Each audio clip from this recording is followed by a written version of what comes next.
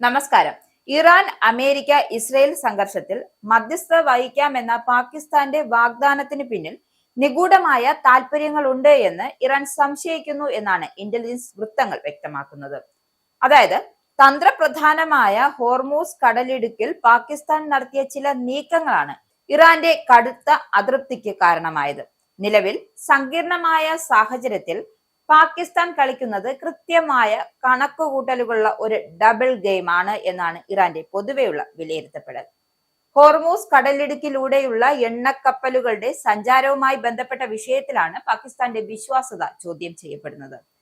സംഘർഷാവസ്ഥ നിലനിൽക്കുമ്പോഴും സൗഹൃദ രാജ്യം എന്ന പരിഗണന നൽകി പാക് പതാക വഹിക്കുന്ന 10 കപ്പലുകൾക്ക് മേഖലയിലൂടെ സഞ്ചരിക്കാൻ ഇറാൻ പ്രത്യേക അനുമതി നൽകിയിരുന്നു. എന്നാൽ തങ്ങൾ നൽകിയ ഈ ഇളവ് പാകിസ്ഥാൻ ദുരുപയോഗം ചെയ്തു എന്നാണ് ഇറാന്റെ ആരോപണം. ഇറാൻ നൽകിയ യാത്രാ അനുമതിയെ അമേരിക്കയ്ക്ക് അനുകൂലമായ രീതിയിൽ ഏകോപിപ്പിക്കാനാണ് പാകിസ്ഥാൻ ശ്രമിച്ചത്. 10 പാക് കപ്പലുകൾക്ക് ഹോർമൂസ് കടന്നു പോകാൻ അനുമതി ലഭിച്ചത് നയതന്ത്ര ചർച്ചകൾക്ക് ഇറാൻ തയ്യാറാണ് എന്നതിന്റെ സൂചനയായി അമേരിക്കൻ പ്രസിഡന്റ് ഡൊണാൾഡ് ട്രംപ് പ്രഖ്യാപിക്കുകയും ചെയ്തു.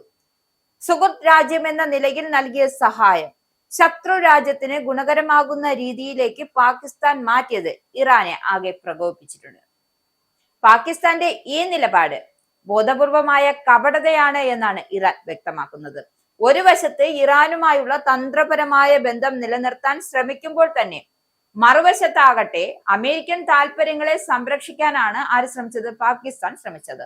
അതിനാൽ തന്നെ പാകിസ്ഥാന്റെ മധ്യസ്ഥതാ വാഗ്ദാനം നിഷ്പക്ഷമല്ല എന്നും മറിച്ച് ഇരുപക്ഷത്തു നിന്നും നേട്ടമുണ്ടാക്കാനുള്ള ഒരു തന്ത്രപരമായ കവചം മാത്രമാണ് എന്ന കാര്യം ഇറാൻ പറയുന്നു.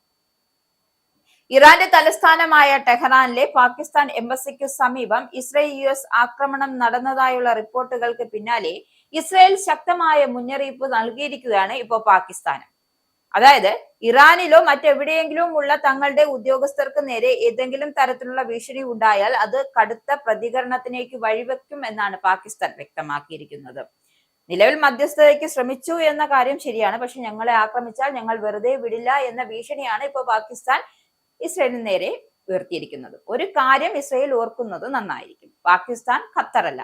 ലോകത്ത് എവിടെയെങ്കിലും ഞങ്ങൾക്ക് നയതന്ത്രജ്ഞരുണ്ടെങ്കിൽ എന്തെങ്കിലും ദോഷം സംഭവിച്ചാൽ ഞങ്ങൾ അവരെ തകർത്തു തരിപ്പണമാക്കും. ഗവൺമെന്റ് അഫിലിയേറ്റഡ് പാകിസ്ഥാൻ സ്ട്രാറ്റജി ഫോറത്തിൽ നിന്നുമുള്ള പ്രസ്താവനയാണ് ഇക്കാര്യം വ്യക്തമാക്കിയത്. വ്യാഴാഴ്ച ടെഹ്റാനിൽ ഇസ്രയേലും അമേരിക്കയും നടത്തിയ പുതിയ വ്യോമാക്രമണങ്ങൾക്ക് പിന്നാലെയായിരുന്നു പാകിസ്ഥാന്റെ ഭീഷണിയും.